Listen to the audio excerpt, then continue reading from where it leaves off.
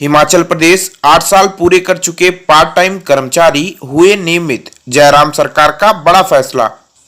हिमाचल प्रदेश की जयराम सरकार ने 31 मार्च और 31 सितंबर 2021 को सरकारी विभागों में 8 साल की निरंतर सेवा पूरी करने वाले पार्ट टाइम कर्मचारियों को कुछ शर्तों के साथ नियमित करने का निर्णय लिया है। नई दिल्ली, रूस के निवेश कोष Russian direct investment fund RDIF को भारत की दवा कंपनी पैनेशिया बायोटेक ने सोमवार को भारत में स्पुतनिक वी कोरोना वायरस टीके का उत्पादन शुरू करने की घोषणा की। पैनेशिया बायोटेक के हिमाचल प्रदेश के बद्दी कारखाने में तैयार कोविड-19 के स्पुतनिक वी टीके की पहली खेप को रूस के गमालिया केंद्र में भेजा गया, जहां इसकी गुणवत्ता की जांच की परख होगी।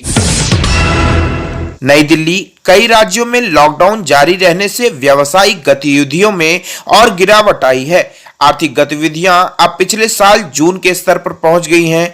जापान की ब्रोकरेज कंपनी नोमुरा ने शनिवार को यह जानकारी प्रदान की। आर्थिक गतिविधियों का आकलन करने के लिए नोमुरा ने पिछले साल लॉकडाउन के दौरान एक प्रोप्राइटरी इंडेक्स की शुरुआत की थी। इसके मुताबिक मई में व्यावसायिक गतिविधियों पर सबसे ज्यादा असर हुआ और जून में इसमें धीरे धीरे सुधार की शुरुआत होगी। नई दिल्ली, कोरोना संक्रमण की दूसरी लहर के बीच आज प्रवासी मजदूरों के मसले पर सुप्रीम कोर्ट ने एक फैसला सुनाया।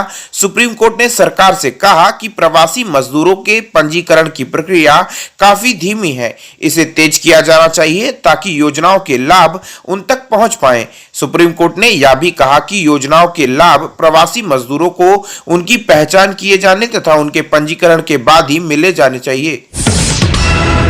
नई दिल्ली, देश में कोरोना वायरस के मामले कम हो रहे हैं, एक्टिव केस भी घट रहे हैं और संक्रमण की दर भी कम हो रही है, लेकिन कोरोना की वजह से होने वाले मौतों में कमी नहीं आ रही। मौतों का आंकड़ा बढ़ता ही जा रहा है। अब तक देश में कोरोना वायरस की वजह से 3 लाख से ज्यादा लोगों की जान जा चुकी है। केंद्रीय स्वास्थ्य मंत्रालय की तरफ से जारी किए गए आंकड़ों के अनुसार पिछले 24 घंटों के दौरान देश में कोरोना वायरस की वजह से 4,454 लोगों की जान गई और अब तक यह वायरस देश में 30,37 लाख क्रमशः मौत के आंकड़े दे चुका है।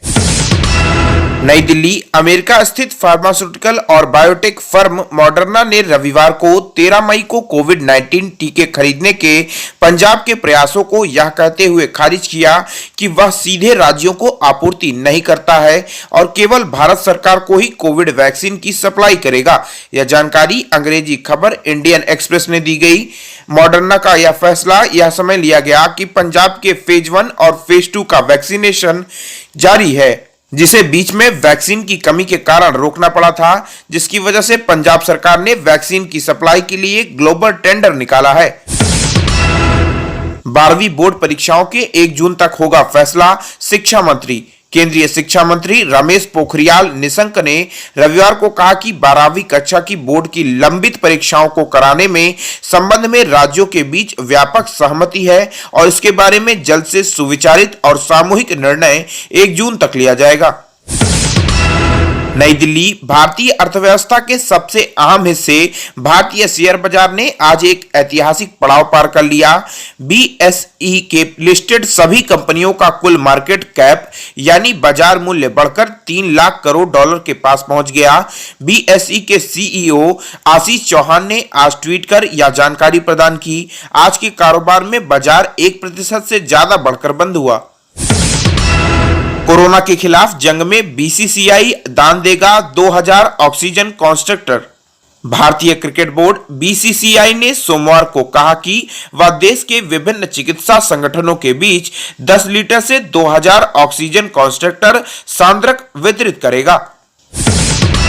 पेरिस, भारत के दिग्गज टेनिस खिलाड़ी सुमित नागल का सामना मंगलवार को फ्रेंच ओपन क्वालिफायर के पहले दौर में इटली के रॉबर्टे मैक्रोका से होगा। नागल फिलहाल दुनिया के 142वें नंबर के खिलाड़ी हैं और उनका सामना पहली बार मैक्रोका 191 रैंक से होगा। भारत ने इस सीजन में एटीपी टूर पर 2 जीते और 5 मैच गंवाए हैं। अब 2020 में यूएस ओपन के दूसरे दौर के लिए क्वालिफाई करने के बाद इस बार ऑस्ट्रेलिया ओपन के पहले दौर में हार गए थे। नमस्कार दोस्तों, केशियन हेडलाइंस सच का आईना में देखिए राजनीति, मनोरंजन, बिजनेस, खेलकूद, धर्म और देश दुनिया की प्रमुख खबरें। केशियन हेडलाइंस पर हमारे चैनल को लगातार देखने के लिए सब्सक्राइब करें, बेल आइकन दबाकर अप्रूव करें।